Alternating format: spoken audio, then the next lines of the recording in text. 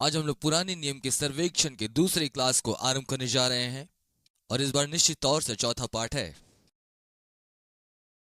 और यह यहोशू की किताब है। और जैसा हम इस किताब में देखते हैं अ, और हम देखते हैं कि इज़राइल पूरी तरह से तैयार है कनान पर अधिकार करने के लिए। और जो जिम्मेदारी परमेश्वर ने उन्हें दी कि परमेश्वर के वचन और एकता में पूरे पूरे संसार के लिए वे एक गवाह बने, इन बातों को पूरा करते हुए यहोशू एक ऐसी किताब है जो जय और अधिकार करने की बात करता है। यह इस बात को दिखाता है कि एक समय में इज़राइल जो एक विद्रोही जाति थी, पूरी रीति से अनुशासित योद्धा के रूप में वो बदल गए और उन राष्ट्रों पर अधिकार किया जो संख्या, सामर्थ और प्रभाव में उससे बड़ी थी। और उनके सफलता का राज यह था कि परमेश्वर उनके लिए लड़ा। और इस पूरे किताब में हम इन्हीं बातों को देखेंगे। और यह पूरी की पूरी यहोशू की किताब एक ही वचन से सारांशित किया जा सकता है। और वो वचन जो हम पाते हैं उसके 21वें अध्याय और 45वें वचन में।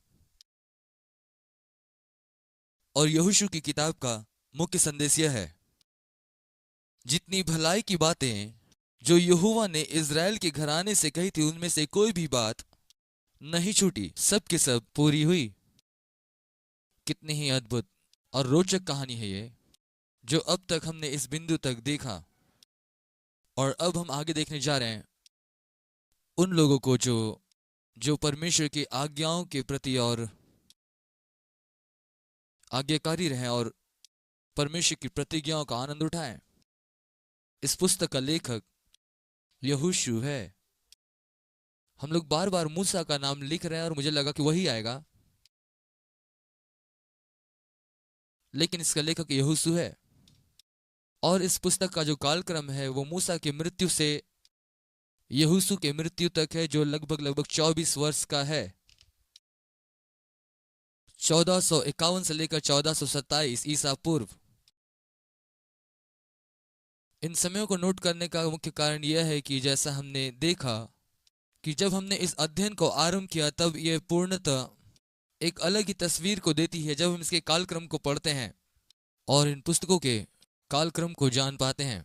और इस पुस्तक में 24 वर्ष के घटनाक्रम का जिक्र है। और इसके आरंभिक 5 किताबों के विभाजन में हम देखेंगे कि वे उस देश में प्रवेश किए और अब तक इस दिशा में वे 40 वर्षों तक भटकते रहे। और अब एक नई पीढ़ी इसमें उत्पन्न हो गई है और एक नए अगुवे तैयार हुए और दृश्य में आए। अध्याय 1 में एक नए अगुवे के साथ हम आरंभ करते हैं जिसके ऊपर अब सब जिम्मेदारी है। इसलिए हम पहले अध्याय में कुछ पदों को यहाँ पर पढ़ेंगे और हम लोग एक पद से पढ़ेंगे। मूसा की मृत्यु के बाद यहोवा ने उसके सेवक यहोशू से, जो नून का पुत्र था, कहा, मूसा की सेवकाई। मैं वास्तव में परमेश्वर के इस सीधे संवाद को पसंद करता हूं। मेरा दास मूसा मर गया है।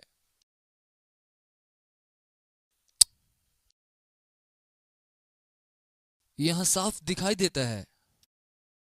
क्या आप जानते हैं कितनी सामर्थ्यशाली सच्चाई है यहां पे, और एक शिक्षा है जो हम सभी लोग सीख सकते हैं। जीवन में कई बार हमारे साथ कुछ ऐसी अलग अलग परिस्थिति आ जाती है और कई बार हम अपने आप को अलग अलग अगुवों के अधीन होते हैं हम। और हमको एक बात अपने मन में याद रखने की आवश्यकता है कि जब एक सेवक या अगुआ अपने अंतिम समय में आता है, आपको यह पहचानना, और जो भी कि वो भौतिक रीति से नहीं मरे लेकिन उन्हें मरे हुए से जान करके नए अगुवे के साथ आप आगे बढ़ें। आज हम कलीसिया में एक बड़े संदेश को देख पाते हैं जब वे पासवानों को बदलते हैं। और कई बार ये कठिन होता है कि जब पास्टर छोड़ करके जाते हैं, विशेष रीति से उस झुंड के लिए जो वहां पर रह जाती है, इस बात को अनुभव करने में कि उनका अगुवा बदल गया है। और जब मुझे इस प्रकार के बदलाव के समय में बुलाया जाता है, मैं हमेशा इस संदेश को प्रचार करता हूं। और जब कभी मैं खड़ा होता हूं, मेरा पहला वक्तव्य यही होता है कि मेरा सेवक मूसा मर गया। अन्य शब्दों में कहे तो पुरानी बातों का ध्यान रखा गया, लेकिन अब यह नया दिन है और अब अगला निर्देश, इसलिए जाग उठो और यर्दन के उस पार चलो और इन लोगों को जिस भूमि में ये रह रहे उसके समेत इजरायलियों को दे दूंगा। वो कौन सी बात है जो परमेश्वर चाहता है कि लोग नजरअंदाज करें? और एक महत्वपूर्ण विषय है जो हमें समझने की आवश्यकता है, वो ये है कि अगुवे बदलते हैं और हमें उस स्थान तक पहुंचना है जहां पर हम बस तुलना करते ना रह जाएं पहले और वर्तमान के अगुवे में। और कलीसिया में इस प्रकार की प्रवृत्ति अक्सर देखी जाती है। लोग कहते हैं इस पासवान ने ऐसा किया और ये पासवान ऐसा नहीं कर पाता है। मूसा अब मर गया है। हमारे यहाँ भी एक बदलाव हुआ। वास्तव में चेरिस बाइबल स्कूल में 1994 से अब तक के समय में सिर्फ 2 ही बार बदला हुआ है। जब स्कूल के पहले डायरेक्टर छोड़ दिए तब मैं यहाँ पर आकर जिम्मेदारी ली और मैंने इसे विद्यार्थियों के साथ बताया मूसा मर गया है। और फिर जब मैंने इसे गैरी लूकी को इसे सौंपा, मैंने वही वक्तव्य कहा, मूसा मर गया है।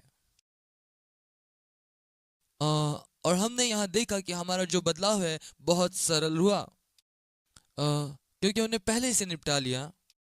आपको मालूम चाहिए मैं पहला डायरेक्टर नहीं था और जब मैंने पदभार संभाला मैं उस रीति से कार्य नहीं किया जैसा उसने किया। और मैं नहीं चाहता था कि कोई मेरी उसके साथ तुलना करे और ना ही वो। चाहे अच्छा हो चाहे बुरा हो, यह समय समय की बात है, इसमें आपको तुलना नहीं करना है। ये एक नया दिन है। और जब मैंने अगवेपन की जिम्मेदारी गैरी को दी और मैंने अपने आप को इस परिदृश्य से अलग कर दिया, अब मैं एक बस स्टाफ हूं और एक शिक्षक हूं और गैरी इसका डायरेक्टर है। स्कूल के संबंध में मैं कोई निर्णय नहीं लेता और अब मैं किसी विद्यार्थी से इस विषय में बात भी ना करूंगा। यदि आप में से कोई विद्यार्थी आए और स्कूल के पॉलिसी के विषय में या बदलने के बारे में पूछे तो मैं आपको गैरी के पास भेजूंगा, क्योंकि मूसा मर गया है। और जैसा मैंने कहा वैसा नहीं है, ये वास्तविक नहीं और ना ही मैं अंगीकार कर रहा हूं और आप भी मेरे लिए अंगीकार ना करें।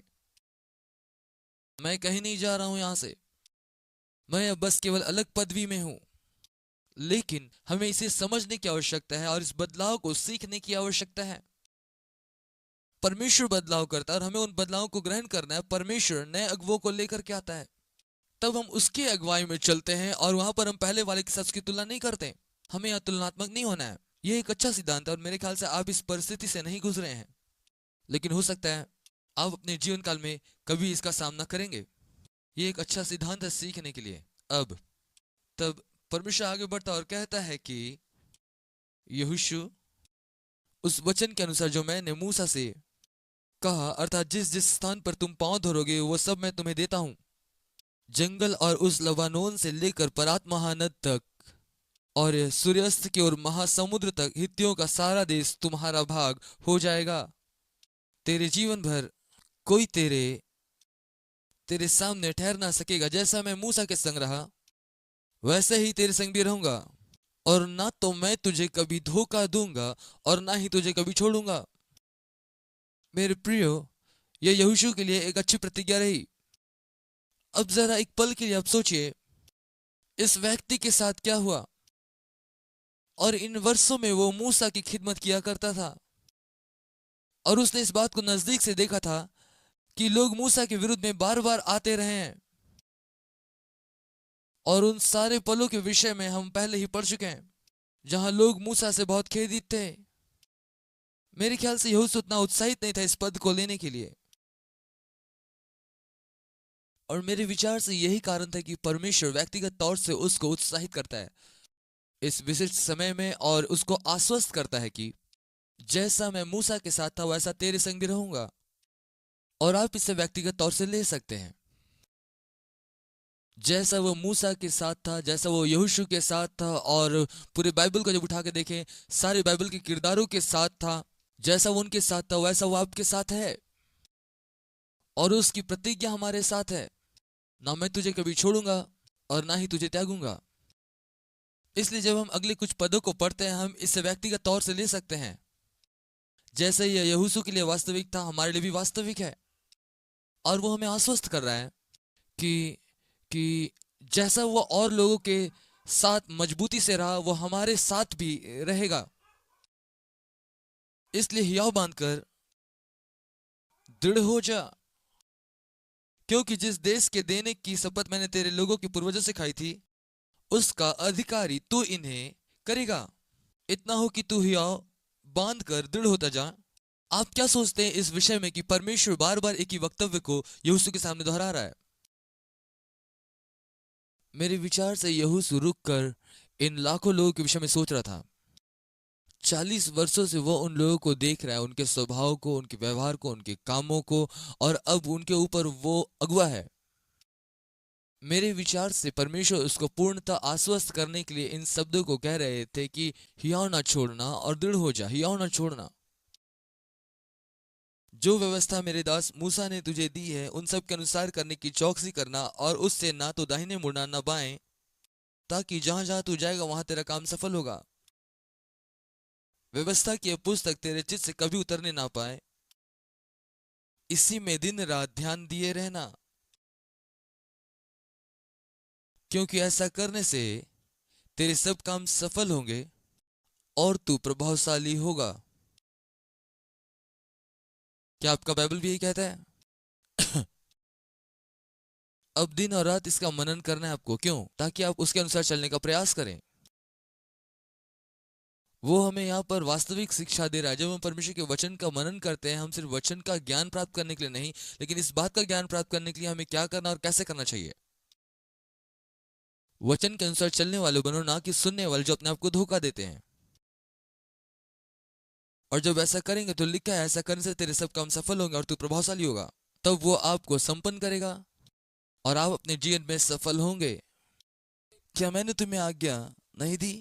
क्या आप जानते हैं, यहाँ पर आपको जरा कल्पना करने की आवश्यकता होगी, ताकि आप देख पाए कि यहोशू ने किस रीति से यहाँ पर प्रति उत्तर दिया। क्योंकि फिर से अगर परमेश्वर उसके पास आता है और उससे कहता है, क्या मैंने तुझे आज्ञा नहीं दी? हियाव बांध और दृढ़ हो जा, भय ना खा, तेरा मन कच्चा ना, क्योंकि जहां कहीं तू जाएगा वहां तेरा परमेश्वर तेरे संग जाएगा। फिर यहोशू ने प्रजा के सरदारों को यह आज्ञा दी कि लोगों को यह आज्ञा दे। 16 वचन, तब उन्होंने यहोशू को उत्तर दिया कि जो कुछ तूने हमें करने की आज्ञा दी, और जहां कहीं तू हमें भेजे वहां हम जाएंगे।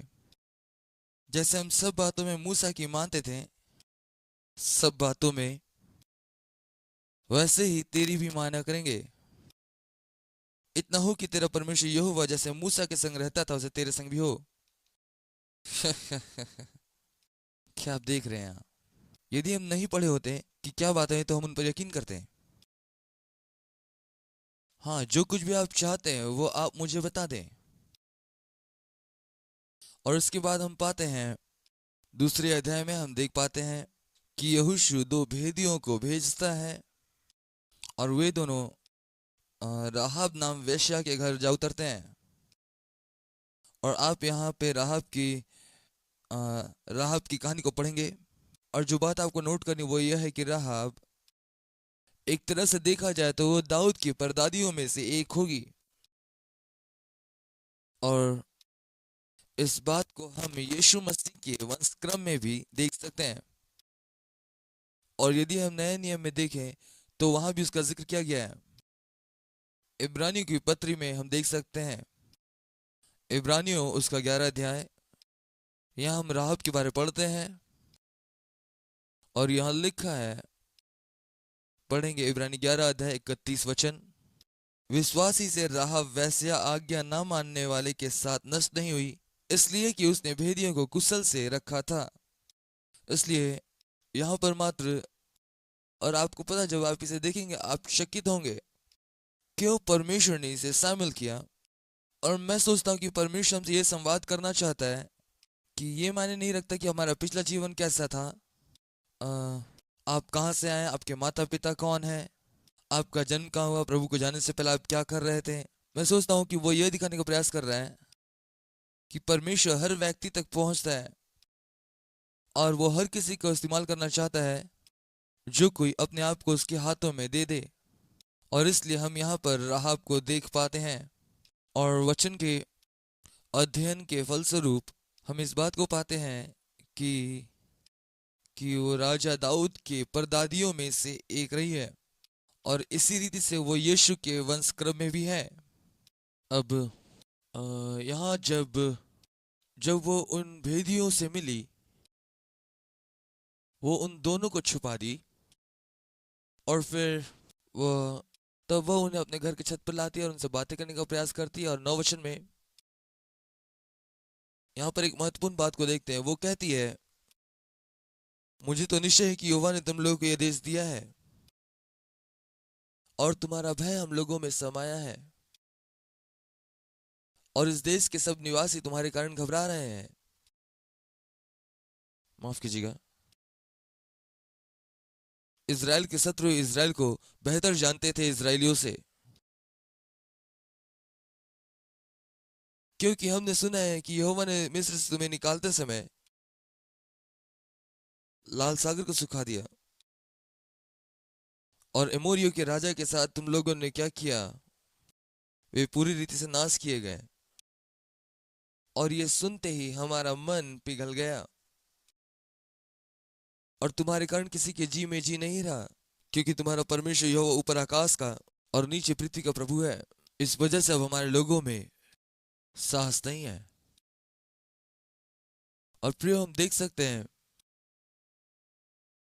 कि वे लोग जो परमेश्वर को नहीं जानते हैं वही परमेश्वर को ज्यादा जानते हैं बनिस्पत के जो उसे जानते हैं। और जो भय उनके अंदर था उसका कारण यह था कि परमेश्वर कितना सामर्थशाली है, स्वयं ही इज़राइलियों के पक्ष से प्रकट किया। और इसलिए ये भेदिए बचा लिए गए। इसके बाद 3 अध्याय। यहोशू सवेरे उठा और सब इज़राइलियों को लेकर सित्तीम से कूच कर यरदन के किनारे आया और वे पार उतरने से पहले वहीं पर टिक गए। और 3 दिन के बाद सरदारों ने छावनी के बीच जाकर प्रजा के लोगों को यह आज्ञा दी, जब तुमको अपने परमेश्वर यहोवा की वाचा का संदूक और उसे उठाए हुए लेविये और याजक दिखाई पड़े तो उस स्थान से कूच करके उसके पीछे पीछे चलना, परंतु उसके और तुम्हारे बीच में 2000 हाथ का लगभग अंतर बना रहे।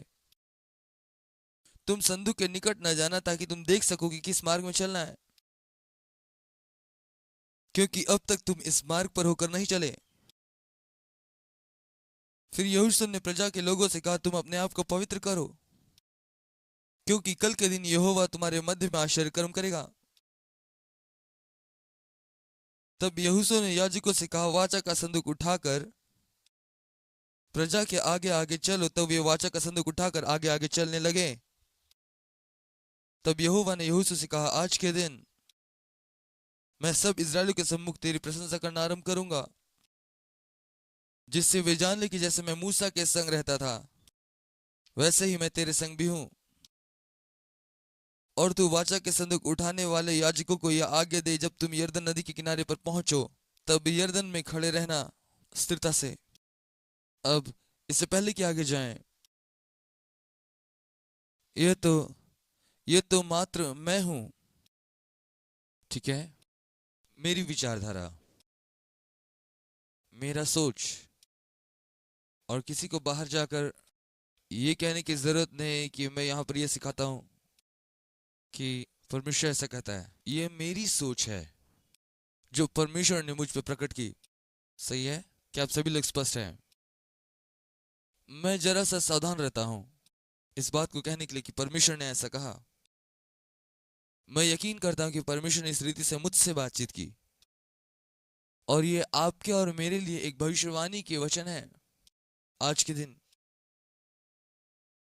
और जैसा परमेश्वर ये बातें मुझसे कहना आरंभ किया, मैं चाहता हूं कि आप भी इन बातों को समझना आरंभ करें और आप भी इसको देख सको और इसकी गवाही दे सको। लेकिन वो कह रहा है कि जब हम वाचा के संदूक को देखेंगे, ये इस बात को प्रकट करेगा कि ये परमेश्वर की उपस्थिति है, या और नई वाचा के अंतर्गत ये पवित्र आत्मा का प्रतिनिधित्व है। और ये वाचा का संदूक है जो महापवित्र स्थान में रखा जाता था, क्योंकि मिलाप वाले तंबू के अंदर परमेश्वर की उपस्थिति होती थी। इसलिए अब ये निर्देश जो परमेश्वर हमें दे रहा है कि अपनी आंखें वाचा के संदूक अर्थात परमेश्वर की आत्मा पर लगाए रख, अपने आप को उस स्थान पर रख जहां से अपनी आत्मिक आंखों के द्वारा आप ये देख पाओ कि पवित्र आत्मा क्या कर रहा है और परमेश्वर का आत्मा किधर जाता है और वो लोगों के झुंड के साथ क्या बातें करना चाहता है। वो हमें उस स्थान में ले जाना चाहता है जहां पहले हम कभी नहीं गए। मैं सोचता हम प्रत्येक लोग जो इस कमरे में हैं और हम में से हर एक में कुछ समानता है,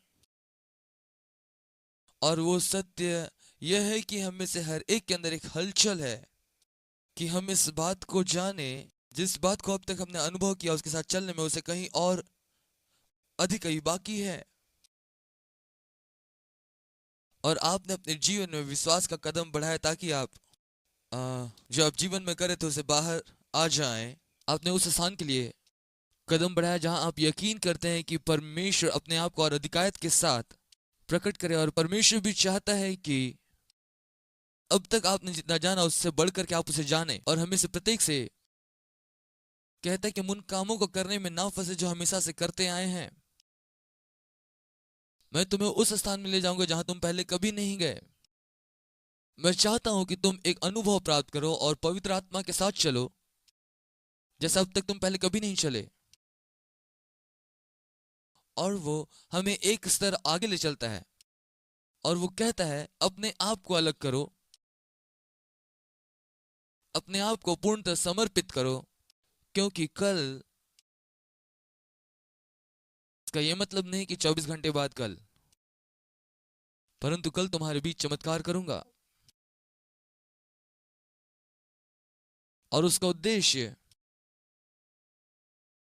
यह था कि परमेश्वर उनके साथ था और परमेश्वर हमारे साथ है। आमीन। कल तुम्हारे बीच में अद्भुत काम करूंगा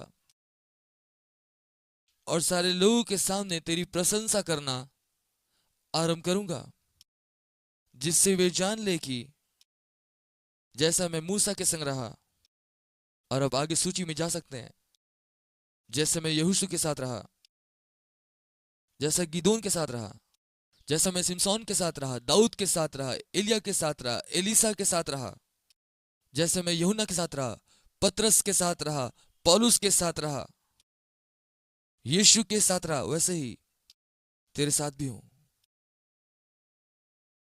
मैं बहुतायत से इस बात को महसूस कर पा रहा हूं कि हम तट पर ही हैं। इसका मतलब ये नहीं कि हम नदी तट पर हैं, और हम तो एक नए आयाम में प्रवेश करने के कगार पर हैं, और वो है पवित्र आत्मा के साथ चलना, जिसका अनुभव शायद बहुतों को नहीं है। इसलिए यह समय है कि हम तैयारी कर लें,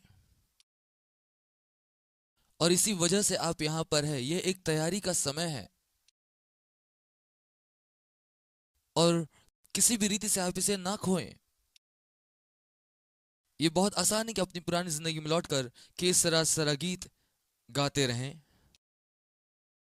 लेकिन मैं चाहता हूं कि आप इस अपेक्षा के साथ जिएं, जिसके सुनने के कान वो सुन ले,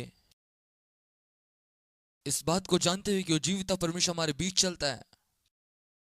और मैं समझता हूं कि संपूर्ण मसीह की देह में ऐसा कार्य करती है। इसे मैं ऐसा कहूंगा, जिसके सुनने के कान वो सुन ले कि आत्मा कलीसिया से क्या कहती है।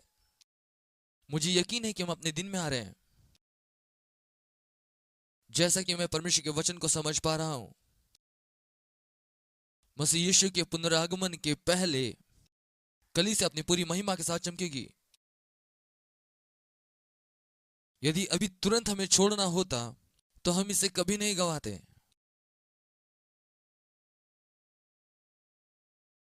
क्योंकि इस घड़ी हम एक बहुत बड़ा प्रभाव इस दुनिया पर नहीं डाल रहे हैं। और यदि इस स्थिति में हम अचानक छोड़ करके चले जाते तो लोग सोचते इन्होंने काफी दिन से बिल नहीं दिया इसलिए भाग गए। परंतु मैं यकीन करता हूं कि परमेश्वर कलीसिया को इस स्थान में ले जाएगी जहां गवाही देंगे जब हम चले जाएंगे, और वे इस बात को जानेंगे कि हम उठा लिए गए। उस बेहतर बात का आना बाकी है। हम लोग उस दिन में प्रवेश करने पर हैं इस घड़ी। मेरा विश्वास है कि हम लोग तट पर हैं। मैं विश्वास करता हूं कि हम लोग नदी के मुहाने पर हैं, और जब हम आत्मा को देखेंगे, देखिए यहां पर क्या होगा आगे। 13 वचन, और जिस समय पृथ्वी भर के प्रभु यहोवा के वाचा के संदूक उठाने वाले याजकों के पांव यरदन के जल में पड़ेंगे, उस समय यरदन के ऊपर से बहता हुआ जल थम जाएगा और ढेर होकर ठहरा रहेगा। इसलिए जब प्रजा के लोगों ने अपने डेरों से यरदन पार जाने को कूच किया और याजक वाचा का संदूक उठाए प्रजा के आगे चले, और संदूक के उठाने वाले यरदन पर पहुंचे, और संदूक के उठाने वाले याजकों के पांव यरदन तीर के जल में डूब गए। यरदन का जल तो कटनी के समय अपने तट से ऊपर बहा करता है। तब जो जल ऊपर की ओर से बह आता था वह बहुत दूर दीवार सा खड़ा हो गया, और प्रजा के लोग पार हो गए, यरीहो के सामने पार उतर गए। और याजक यहोवा की वाचा का संदूक उठाए हुए यरदन के बीचों बीच पहुंचकर स्थल पर स्थिर खड़े रहे, और सब इजरायली पार होते गए, और अंत में सारी जाति के लोग यरदन पार हो गए। यहोशू के साथ एक छोटा टेक्सास था, और वे बहुत अच्छे से पार हो गए।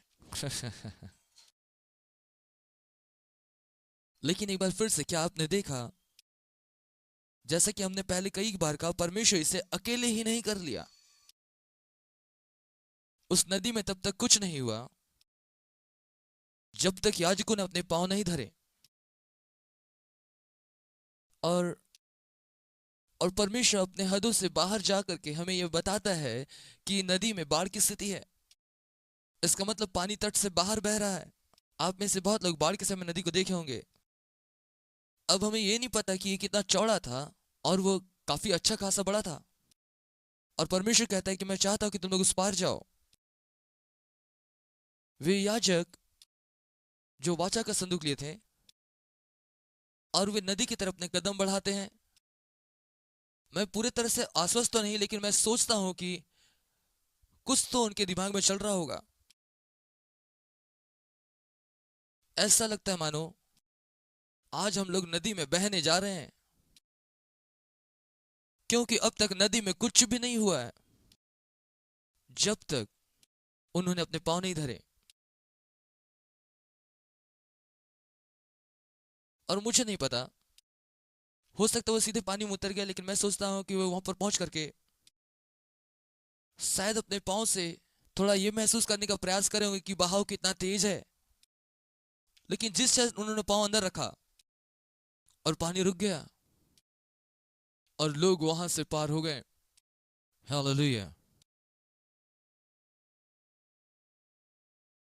फिर से एक बार हम ऐसे समय और काल में जी रहे हैं जहां पर यह कोई मायने नहीं रखता कि हमने कितने लंबे समय तक सेवा की।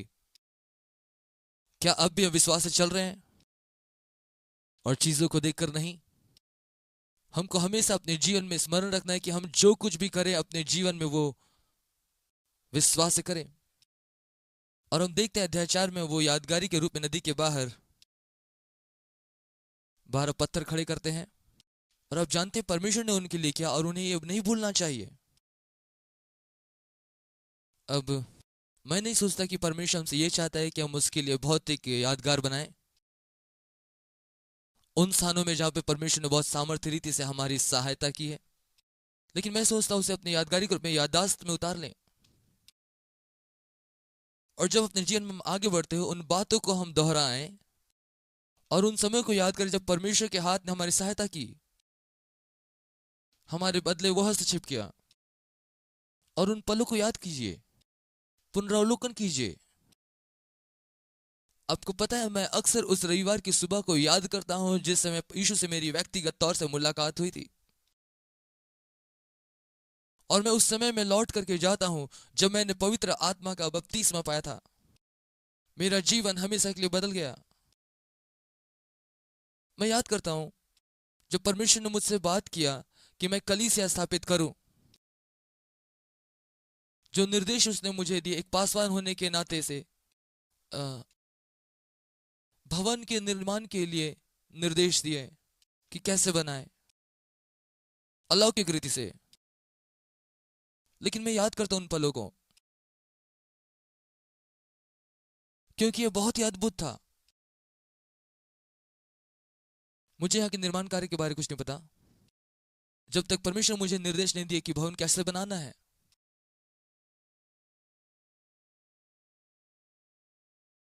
मुझे नहीं पता था क्या लागत आएगी, परंतु मैं बैंक गया और कहा मुझे इतने रुपए की आवश्यकता है, और कहा मुझे इतने रुपए की आवश्यकता है डॉलरों में। मैं याद करता हूं उन दिनों को, मैंने कुछ यादगार बनाए हैं। और आपको ऐसा करना चाहिए ताकि आप पीछे मुड़ करके देख सके कि परमेश्वर किस रीति से आपके लिए कार्य किया, और ये बातें आपको एक आत्मविश्वास देगी कि जिसने पहले किया वह अब भी करेगा। अध्याय 4 में यादगारी के लिए पत्थर स्थापित किए। अध्याय 5 में उन्होंने पहले फसह को मनाया एक नए देश में, और इस फसह के पर्व में उनको क्या करना था? स्मरण करना था कैसे परमेश्वर ने मिस्र से निकाला। पुनरावलोकन करना, ये बार बार कहा गया कि स्मरण रखना। फिर हम 6ठे अध्याय में आते हैं, और इस पुस्तक का अगला विभाजन 6ठे अध्याय से 12वें अध्याय तक है। और एक अन्य महत्वपूर्ण सिद्धांत यहां है। पहले वचन से आरंभ करते हुए, यरीहो के सब फाटक इजरायलियों के डर के मारे लगातार बंद रहे और कोई बाहर भीतर आने जाने नहीं पाता था। फिर यहोवा ने यहोशू से कहा, इसे आप ना खोएं। वे बस अभी प्रतिज्ञा के देश में प्रवेश किए ही थे कि उनकी मुठभेड़ यरीहो के बड़े दीवाल से होती है। शत्रु नियंत्रण में थे, वे भीतर में थे और इजरायली बाहर थे। अब उनकी आंखों के सामने एक बहुत बड़ी दीवार थी। यदि आप चाहते हैं तो आप इतिहास की किताब में पढ़ सकते हैं उस शहर के आकार और दीवार की ऊंचाई के बारे में। यह उन छोटे किलों के समान नहीं था जो हम पश्चिमी फिल्मों में देखते हैं। यह पूरा का पूरा एक शहर था जो दीवारों से घिरा हुआ था। इस तरह की बनावट को हम इस देश में नहीं देख पाते, परंतु यदि आप यूरोप में, अब भी आप कुछ ऐसे दीवारों को देख सकते हैं जिससे शहरों को घेरा जाता था। आज भी आप उसे देख सकते हैं, बहुत विशालकाय है। यरीहो के दीवार के विषय में नहीं बताया गया कि वह कितना ऊंचा है, परंतु वह इतनी चौड़ी थी कि उसके ऊपर एक रथ आसानी से दौड़ सकता, और यह चारों ओर से शहर को घेरे था और उनको इसे पार करना था, इस बड़े शहर को जो शत्रुओं से भरा था, ताकि वो प्रतिज्ञा देश में प्रवेश कर पाए। और देखिए परमेश्वर ने क्या कहा, देखो यही वो वास्तविक कुंजी है। देखो, दृष्टि करो। आप में से कितने लोग जानते हैं स्वाभाविक देखने की बात नहीं है। यदि आप स्वाभाविक तौर पर देख रहे हैं तो क्या है, आप बाहर की ओर है और शत्रु अंदर की ओर है। परंतु अब आत्मिक आंखों से देखो, मैं यरीहो को उसके राजा और सुरवीरों समेत तेरे वश में किए देता हूं। परमेश्वर यहोशू से कह रहा है कि तुमको देखना है कि ये तुम्हारा है। आपको ऐसा देखना है इससे पहले कि आप प्राप्त करें।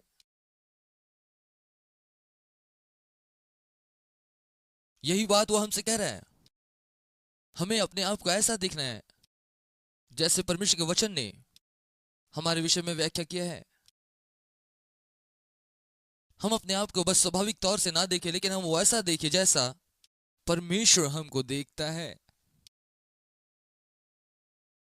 इसके बाद वो कुछ निर्देश देता है। नगर के चारों ओर घूमना, इसके चारों ओर चक्कर लगाना, 6 दिन तक ऐसा ही करना। और 7 याजक संदूक के आगे आगे मेढ़ों के सींगों के 7 नरसिंगे लिए हुए चले। फिर 7वें दिन तुम नगर के चारों ओर 7 बार घूमना, और याजक भी नरसिंगा फूंकते हुए चले। और जब वे मेढ़ों के सींगों के नरसिंगे देर तक फूंकते रहे, तब सब लोग नरसिंगे का शब्द सुनते ही बड़ी ध्वनि से जय जयकार करे। तब नगर की शहरपनाह नेव से गिर जाएगी और सब लोग अपने अपने सामने सीधे चढ़ जाएं। और यहोशू ने लोगों को बुलाया। और फिर से एक बार यहां मैं सोचता हूं यहोशू ने उस संदेश का पुनरावलोकन किया जिस संदेश को परमेश्वर ने आरंभ में दिया था, हियाव बांध और दृढ़ हो जा। क्योंकि कैसे आप बाहर जाकर के इस बात की घोषणा करेंगे कि और इस देश को अपना ले, इस रीति से इस पर अधिकार करेंगे। हम लोग 6 दिन तक इसके चारों ओर चक्कर लगाएंगे। ओ हाँ, इसी रीति से हम तो शहर पर कब्जा कर सकते हैं। और हर एक योद्धा अपनी योजना बनाता है।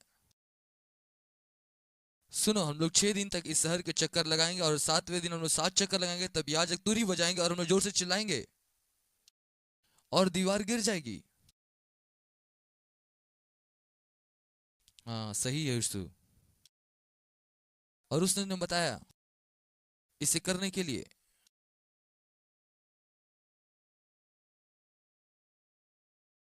लेकिन 10वां आयत बहुत विशिष्ट है। और यहोशू ने लोगों को आज्ञा दी, जब तक मैं तुम्हें जय जयकार करने की आज्ञा ना दूं तब तक जय जयकार ना करो, ना तुम्हारा कोई शब्द सुनने में आए। आज्ञा पाते ही जय जयकार करना। आप क्या सोचते हो उसने ऐसा क्यों कहा? ताकि चलते हुए ऐसी बातें ना कर सके। जो कोई भी इस रीति से शहर को कब्जा करने का तरीका सुनेगा वो हंसेगा। ये तो सबसे मूर्खतापूर्ण तरीका है, ये तो मूर्खतापूर्ण तरीका है। आप क्या सोचते हैं? चुपचाप रहो, अविश्वास की बातों को ना कहो। जो करने के लिए कहा गया है वही करो। जब चिल्लाने को कहा जाए चिल्लाओ। और उन्होंने वैसा किया। और जब वे ऊंचे शब्दों से चिल्लाएं, 16वां आयत, तब यहोशू ने लोगों से कहा जय जयकार करो, क्योंकि यहोवा ने नगर तुम्हें दे दिया है। क्या आप जानते हैं अभी वो कहाँ है? अभी वो नगर के बाहर ही है। स्वाभाविक तौर पर अब तक कुछ नहीं बदला है, लेकिन आत्मिक स्तर में देखिए कुछ ऐसी बातें जो हमें सीखना है कि यदि ये वास्तविक विश्वास है, प्रतिफल देखे बगैर ही आप जय जयकार करेंगे। और उसी बात को लाल सागर पार करते समय भी हमने देखा, लोगों के पास गलत जगह में सही गीत था। सागर पार करने से पहले कुड़कुड़ा रहे थे, शिकायत कर रहे थे, लेकिन जब पार हुए तो खजूर लेकर गीत गाने लगे, नाचने लगे, जय जयकार करने लगे, क्योंकि सामर्थ्य रीति से परमेश्वर जय दी। लेकिन सिद्धांत यह है कि आप विश्वास से जय जयकार करें। स्वाभाविक तौर पर देखने से पहले जब आप आत्मा में हासिल कर लेते हैं, आप जय जयकार करते हैं, मानो आप जीत की घोषणा कर रहे हैं। और निश्चित तौर पर वो दीवार गिर पड़ी। जो लोग वहां गए हैं और भूशास्त्रियों के द्वारा ये दीवार जो था नीचे धस गई। वो नीचे धस गई, ना तो बाहर की ओर गिरा ना ही अंदर की ओर गिरा, वो नीचे धस गया। और वो कहते हैं अभी वो स्थान है जहां आप जाकर के स्पष्टता से देख सकते हैं कि वह दीवार सीधे जमीन में धस गई।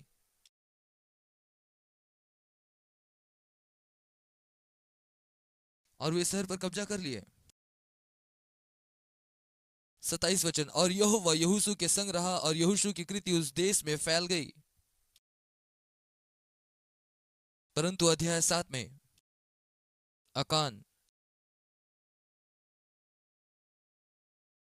उसने कुछ लिया और छिपा दिया, अपने पाप को छुपाया, या सोचा कि अपने पाप को वो छुपा सकता है। और निश्चित तौर पर वे समस्या में पड़ गए जब तक उन्होंने पश्चाताप नहीं किया। फिर अध्याय 8, ए नगर की सारी घटना बताई गई है। ऐ नगर। अध्याय 9 और 10 गिबोनियों के छल के विषय कहता है। अध्याय 11 और 12 अंतिम युद्ध के बारे बताती है। और परमेश्वर ने उन्हें आज्ञा दी थी कि सारे शहर को नष्ट कर दिया जाए। उसका निर्देश 11वें अध्याय के 20 पद में है, क्योंकि यहोवा की जो मनसा थी कि अपनी उस आज्ञा के अनुसार जो मूसा को दी थी कि कुछ भी दया ना करे वरन पूर्ण रीति से सत्यानाश कर डाले। और 21वें वचन में लिखा, यहोशू ने नगरों समेत उसका पूरा सत्यानाश कर डाला। परंतु 22 वचन को देखें। इस्राएलियों के देश में अब कोई अकानी नहीं रह गया, केवल अज्जा और गत और अजदोद में कोई कोई रह गया। आप कहेंगे इसमें कौन सी खास बात है? परमेश्वर ने क्या निर्देश दिए? सबको नाश करो। सो उन्होंने कहा हम सबको नाश कर देते, सिर्फ गाजा, गत और अस्तोद में इन्हें छोड़ देते हैं। अब हम लोग इसको देखेंगे, हो सकता आज नहीं लेकिन हम लोग आने वाले पाठों में देखेंगे। हम लोग आगे न्यायों की किताब को देखेंगे और इसमें हम लोग गाजा नमक स्थान पाएंगे। और एक व्यक्ति जिसका नाम सिमसोन था, जो गाजा के अंदर वास्तव में समस्या में पड़ जाता है। परंतु यदि वहां गाजा होता ही नहीं तो तब आगे चलकर एक और सार से परिचय होगा जिसका नाम है गत। और गत से ही एक व्यक्ति जिसका नाम गोलियत था, जिसने इज़राइल को बहुत परेशान किया। क्या होता अगर गत ना होता तो? और अंततः अशदोद, और बाद में आगे हम उसे भी देखेंगे। और ये वो स्थान है जहां वाचा के संदूक को चुरा लिया गया था और छुपा कर रखा गया था। अन्य शब्दों में सबको तो नाश कर दिया था, कुछ को छोड़ दिया, लेकिन ये थोड़े फिर से वापस आए और समस्या उत्पन्न की है। यहां से क्या सीख मिलती है?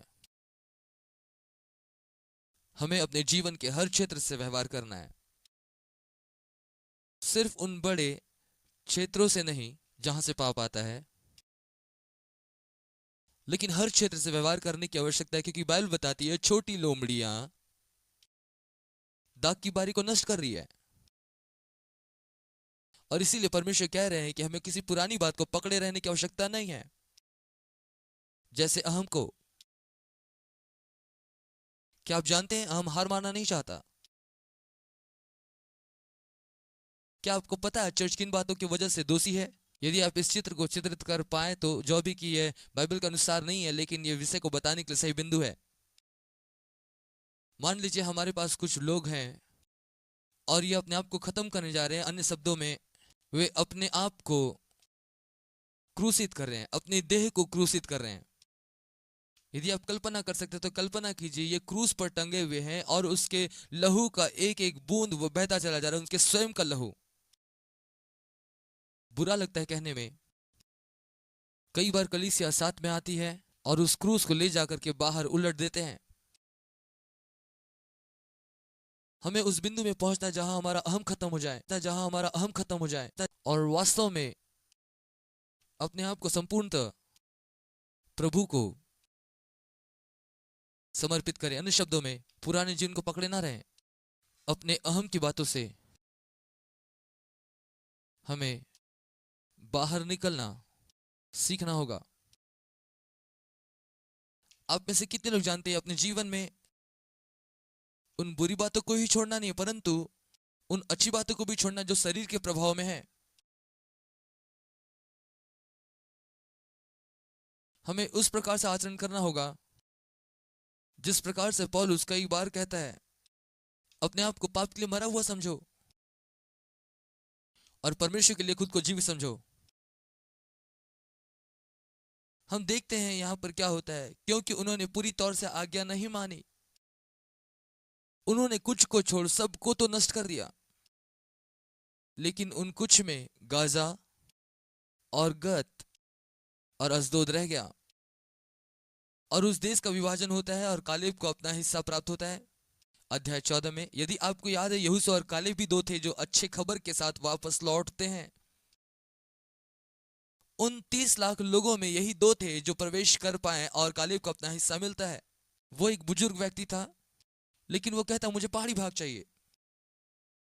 हमें आज कुछ कालेब की आवश्यकता है जो घोषणा कर रहे हैं कि मुझे मेरा पहाड़ दे दो।